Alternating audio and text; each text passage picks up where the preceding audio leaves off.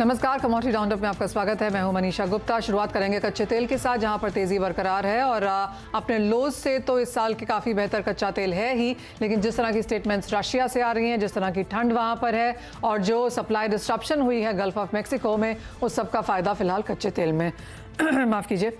बात करेंगे यहाँ पर बेस मेटल्स की भी, जहाँ पर दूसरे दिन लगातार तेजी देखने को मिली है। चाइना में रीस्टॉकिंग है, पावर राशनिंग यहाँ पर यूरोप और चाइना दोनों में ही है, और जिस तरह के सपोर्ट हमने डॉलर इंडेक्स से आता हुआ देखा है, उसका फायदा सिर्फ मेटल्स को ही नहीं, थोड़ा बहुत सोने चांदी को भी बनता हुआ नजर आया है। क्या हो आपकी स्ट्रैटेजीज, बताएंगे आपको। साथ ही बात करेंगे यहाँ पर गेहूं की, जहाँ पर अब ये माना जा रहा है कि सरकार की एजेंसीज की तरफ से हम कुछ गेहूं ओपन मार्केट में रिलीज होता हुआ देखेंगे। क्या, कितना, कब तक, किस भाव में, इस सब पर ही करेंगे चर्चा। हमारे साथ जुड़े हैं आईएफएल सिक्योरिटीज के अनुज गुप्ता और मोतीलाल ओसवाल के किशोर नाने। साथ ही गेहूं पर बात करेंगे शिवाजी रोलर फ्लावर मिल्स के ओनर अजय गोयल से। लेकिन शुरुआत यहां पर कच्चे तेल के साथ कर लेते हैं, क्योंकि अच्छी खासी बढ़त के साथ यहां कारोबार ऑलमोस्ट $85 ब्रेंट में और 80 के ऊपर अब WTI में कारोबार होता हुआ नजर आया है। कल की तेजी के बाद 1% के गेंस आपकी स्क्रीन पर फिलहाल अब भी यहां पर हैं। किशोर, कैसे देखेंगे क्रूड प्राइसेस को, कैसे खत्म होता हुआ नजर आता है ये साल, 2-3 दिन जो बचे हैं, और अगले साल के लिए फर्स्ट क्वार्टर के लिए अब क्या क्यूज हैं? Good morning Manisha. जैसा आपने बताया कि एक्चुअली 2-3 फैक्टर्स है। वन इज थोड़ा सा जो हल्का सा softening of dollar, number one. Number two, जो चाइना का जो कोविड रेगुलेशंस है उनको जो रिलैक्स करते हुए नजर आ रहे हैं, खास करके जो फर्स्ट वीक और सेकंड वीक ऑफ जनवरी में काफी हद तक जो रेगुलेशंस ईज हो सकता है। And there are already news that कि काफी लोग काम पे वापस आ रहे हैं चाइना में। तो आई थिंक वो positive developments on the demand front. on the US side जो स्नो स्टॉर्म है और आई थिंक दैट टेम्परेचर्स जो सिग्निफिकेंटली ड्रॉप हुआ है, दोनों गैस और जो ऑयल प्रोडक्ट्स का, काफी डिस्टिलेट्स का काफी डिमांड बढ़ गया है। तो आई थिंक जो शॉर्ट टर्म में इसमें तेजी बरकरार रहना चाहिए। अगर आप इंट्राडे का अगर बात करते हैं तो प्रॉब्ली यू कैन बाय 6800 का जो कॉल ऑप्शन है वो खरीदारी कर सकते हैं। 220 के आसपास अवेलेबल है अभी। आई थिंक 180 का स्टॉप लॉस रखे 300 के आसपास के टारगेट्स के लिए। बट आई थिंक अब फ्यूचर्स का लेवल देखना चाहते हैं तो probably January contract 6580 is a better level to buy, थोड़ा सा डिप्स में। एंड 6820 के आसपास का टारगेट्स के लिए इसमें खरीदारी करके चल सकते हैं। स्टॉप लॉसेस आप मेंटेन करना चाहिए 6460 के आसपास।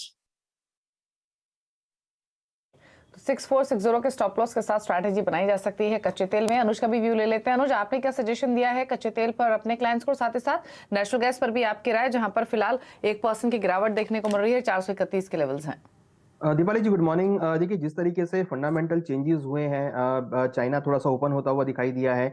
रशिया की तरफ से देखें तो प्रोडक्शन कट की बात कर रहे हैं। साथ में जो यूएस में कोल्ड स्टॉर्म आया उसकी वजह से जो सप्लाई हट हुई है, वो एक सेंटीमेंटल शो कर रहा है कि क्रूड के प्राइस ऊपर जा सकते हैं। और अगर आप टेक्निकल चार्ट्स पे भी देखेंगे तो पिछले एक हफ्ते में करीबन 6% से ज्यादा की तेजी हमने क्रूड में आते हुए देखी है। हमें लगता है कि जो अभी करंट फंडामेंटल चल रहे हैं उसके अकॉर्डिंग लगता है कि क्रूड और नेचुरल गैस के प्राइसेस में एक बाउंस बैक आ सकता है। क्रूड ऑलरेडी अपसाइड मोमेंटम में चल रहा है। हमें लगता है कि क्रूड के प्राइस आने वाले दिनों में 7000 के लेवल को छू सकते हैं। अगर हम स्ट्रेटेजी वाइज देखें तो मैं यहाँ पे ऑप्शन की स्ट्रेटेजी देना चाहूंगा।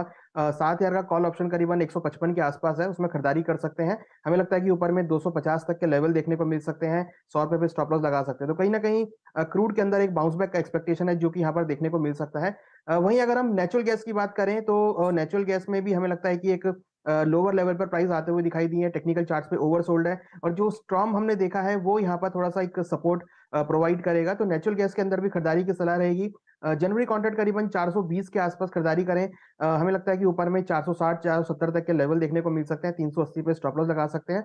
अगेन हम एक्सपेक्ट कर रहे हैं कि नेचुरल गैस का प्राइस आपको $7 से $8 दोबारा देखने को मिल सकता है और क्रूड के प्राइस एक्सपेक्टेड है कि एक बार $88 तक के लेवल दिखा सकता है। तो दोनों ही सेगमेंट में हमें लगता है कि खरीदारी का ट्रेड देखने को मिल सकता है। ऑलराइट, तो दोनों ही एक्सपर्ट्स का मानना है कि खरीदारी यहाँ पर क्रूड ऑयल प्राइसेस में करके चलना चाहिए। बात अब यहाँ पर मेटल्स की कर लेते हैं, क्योंकि यहाँ पे भी शानदार तेजी कल देखने को मिली। ऑफ कोर्स अंतर्राष्ट्रीय बाजारों में पार्टिसिपेशन वॉल्यूम्स अब कम होते हुए नजर आए हैं, लेकिन जिस तरह का सिनेरियो है, बहुत ज्यादा शॉर्ट्स भी यहाँ पर क्रिएट नहीं हो रहे हैं।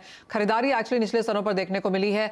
किशोर, अगर पिछले एक महीने की बात की जाए तो 700 का स्तर, 742 के लेवल्स फिलहाल यहाँ पर कॉपर में हमने बहुत ग्रेजुअली इजीली यहाँ पर बनते हुए देखे हैं। क्या copper as a metal in a buying position आप अगले साल में भी खींचना चाहेंगे? I think see overall metals का इंडस्ट्री, मेटल्स का जो सेक्टर है, it's going through significant under stocking. Actually आप बोले इन्वेंट्रीज एक्चुअली कई सालों का लोअर लेवल पे है। सेकंड इज की returning of shipping and returning of जो लॉजिस्टिकल लाइंस है वो काफी हद तक डिमांड में मदद करेगा, और जो सप्लाई चेन अटका हुआ था specially global automotive industry and etcetera, I think वो नेक्स्ट ईयर काफी हद तक खुल जाएगा। सो जो हम लोग जो चिपसेट्स में जो चिप्स में शॉर्टेजेस देख रहे हैं, अगर वो खुल जाएगा तो एक बार मेटल्स के लिए भी फायदेमंद हो जाएगा। अगर शॉर्ट टर्म में अगर बात करें तो yes, copper even at current levels बेहतर लग रहा है इंट्राडे के लिए भी और शॉर्ट टर्म के लिए भी। But as a next year 2023 देखें तो प्रॉब्लम निकल एक काफी अच्छा मेटल है, हालांकि ट्रेडिंग इसमें काफी कमजोर है अभी भी, एंड कॉपर एक बेहतर मेटल रहेगा। दोनों मेटल्स बेटर रहेगा।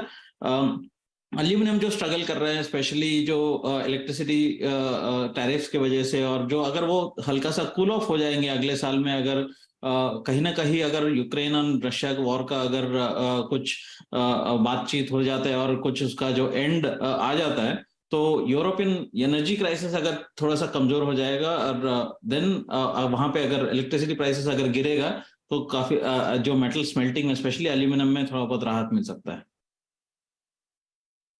ओके चलिए, तो ये स्ट्रैटेजीज आपको मिली बेस मेटल्स पर, जहां पर कल की तेजी के बाद आज भी तेजी का ही रुझान देखने को मिल रहा है। ज्यादातर बेस मेटल्स 1% तक के गेंस के साथ कर रहे हैं ट्रेड। लेकिन अब क्विकली एक राय सोने चांदी पर भी ले लेते हैं, और सोने चांदी में हमने आज के सेशन में सिल्वर में स्पेशली तेजी आते हुए देखी। 1% ऊपर प्राइसेस कारोबार कर रहे हैं, सोना भी 1/4% ऊपर ट्रेड करते हुए। अनुज, क्या व्यू है गोल्ड सिल्वर पर मौजूदा लेवल से, क्या स्ट्रैटेजी लेकर चले?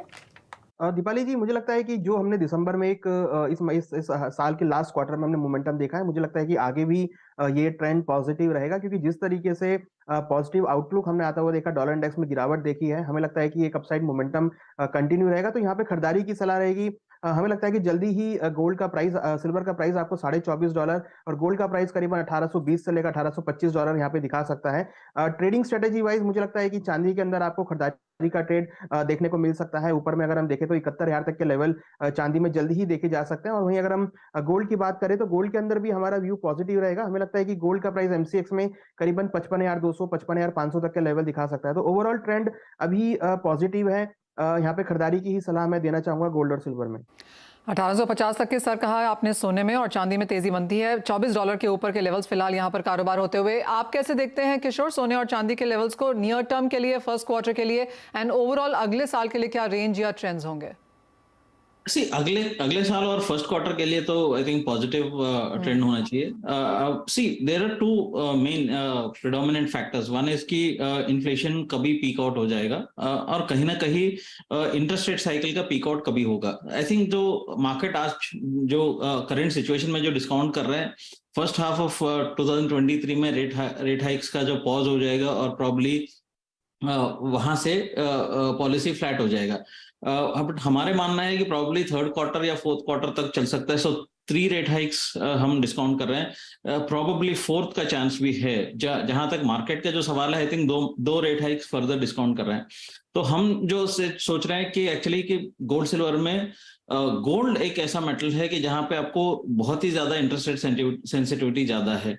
सो फर्स्ट हाफ ऑफ 2023 थोड़ा नरम रहेगा, बट सेकेंड हाफ में बॉटम आउट हो जाएगा, एंड एक नया जो रैली है दोनों मेटल में दिख जाएगा। बट सिल्वर गोल्ड से काफी स्ट्रांग है रिलेटिवली। कम से कम आपको मतलब 50-60% हायर रिटर्न्स जो है रिलेटिव में जो बोल रहा हूँ कि गोल्ड से कंपैरेटिवली सिल्वर मिल सकता है। तो 84-85,000 का जो लेवल्स है सिल्वर में वो कायम है अगले साल के लिए।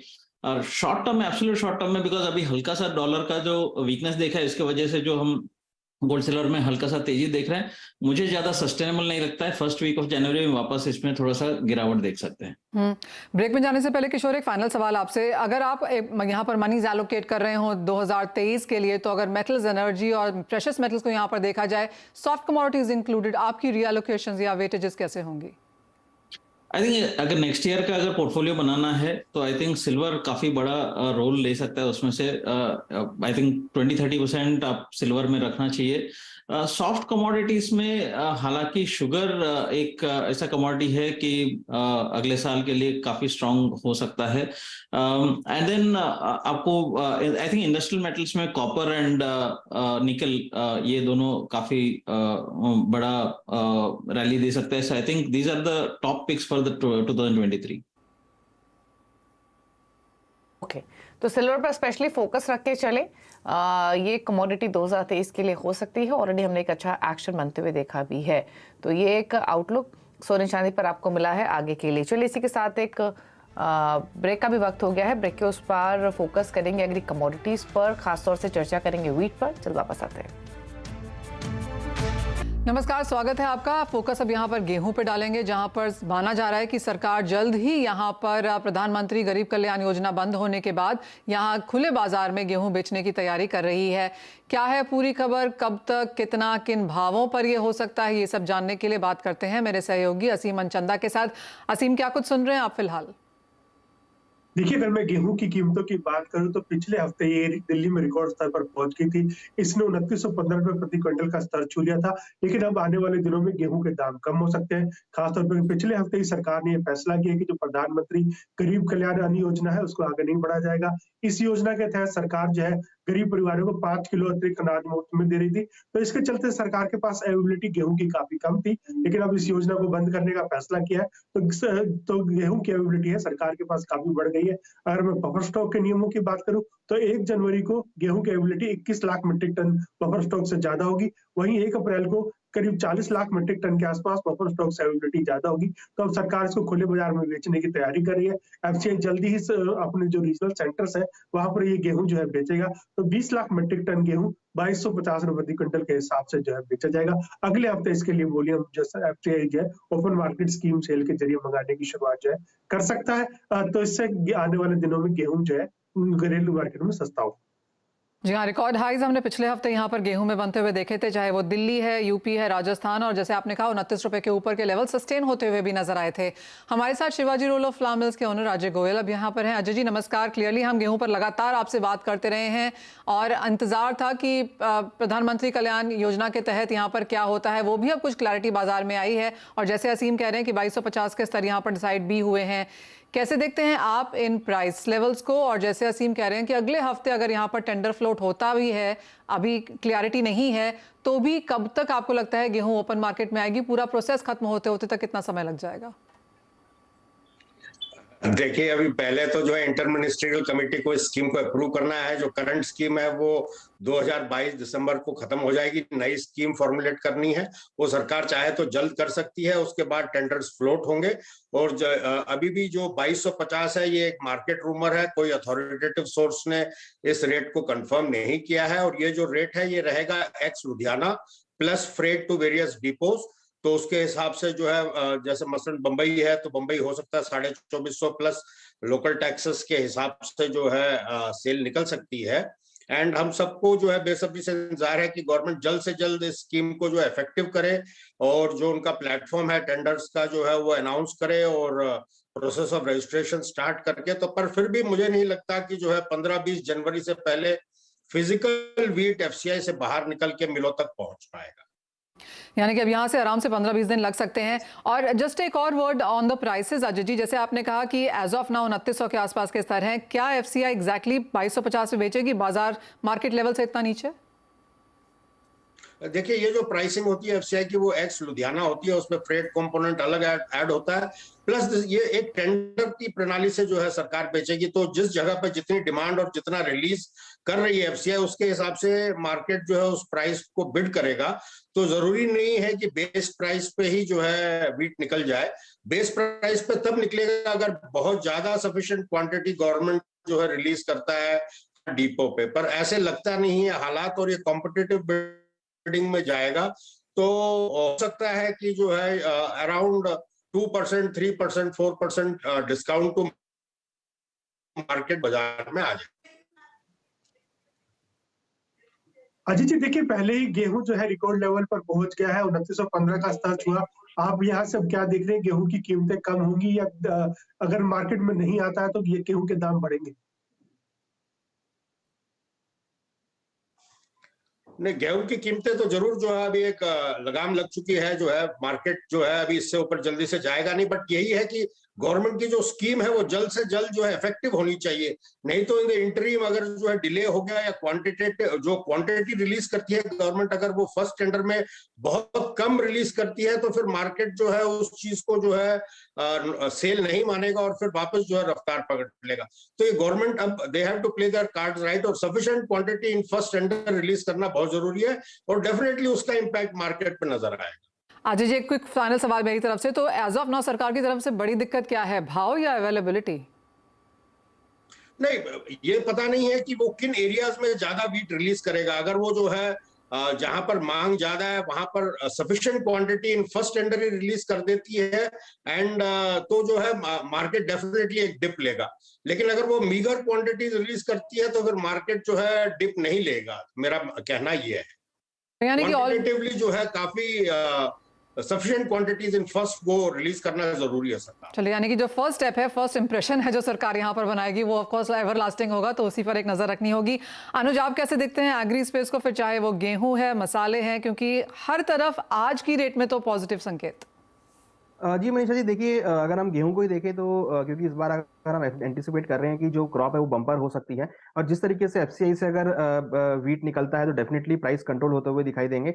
वहीं अगर हम अदर कमोडिटीज की बात करें तो हमने इस साल में काफी स्काई रॉकेट प्राइस होते हुए देखे हैं। जीरा अगर हम देखें पर्टिकुलर तो काफी तेजी से ऑलमोस्ट 30,000 के आसपास आते हुए दिखाई दिया है। तो वहां पर भी अगर हम देखें तो अभी भी ट्रेंड पॉजिटिव लगता है, क्योंकि जिस तरीके से डिमांड सप्लाई मिसमैच है वो एक अभी भी हमें लग रहा है कि एक सपोर्टिव है, जो कि प्राइस ऊपर की तरफ जा सकते हैं। वही अगर हम ग्वार सीड या ग्वार गम की बात करें तो यहाँ पर भी हमने एक अपसाइड मोमेंटम आते हुए देखा है। हमें लगता है कि यहाँ पर भी जो डिमांड सप्लाई का बैलेंस शीट है वो थोड़ा मिसमैच है, जो कि यहाँ पर प्राइस को सपोर्ट करेगा। तो ये भी हमें लगता है कि जल्दी ही ग्वार सीड के भाव, ग्वार गम के भावों में आपको आगे तेजी आती हुई देखेगी। तो कहीं ना कहीं हमें लगता है कि 2023 का जो फर्स्ट क्वार्टर रहेगा उसमें वहां पर थोड़ी सी अनसर्टेनिटी रहेगी और प्राइस थोड़े से अपसाइड मोमेंटम में जाते हुए दिखाई देंगे। जी हाँ, गेहूं की जैसे बात की जा रही है 28-30% की तेजी इस साल में है। जीरे में तो आउट परफॉर्मेंस हमने आते हुए देखी है, 60-70% की तेजी इस साल में देखने को मिली है। काफी हद तक गुआर सीड में भी हमने पिछले साल के मुकाबले इस साल में सीजन में नए हाइज बनते हुए देखे हैं। तो एज साल खत्म हो रहा है, ज्यादातर एग्रीकल्चर कमोडिटीज में कुछ सपोर्ट फिर से यहाँ पर लौटा है। लेकिन इसी के साथ इजाजत लेने का भी समय है। बहुत शुक्रिया असीम साथ जुड़ने के लिए, आपका अनुज एंड अजय जी पूरे गेहूं के बाजार पर भी बात करने के लिए। इसी के साथ मुझे दीजिए इजाजत। जब हम लौटेंगे तो पूरा फोकस यहाँ पर फिर से इक्विटी बाजार की तरफ होगा।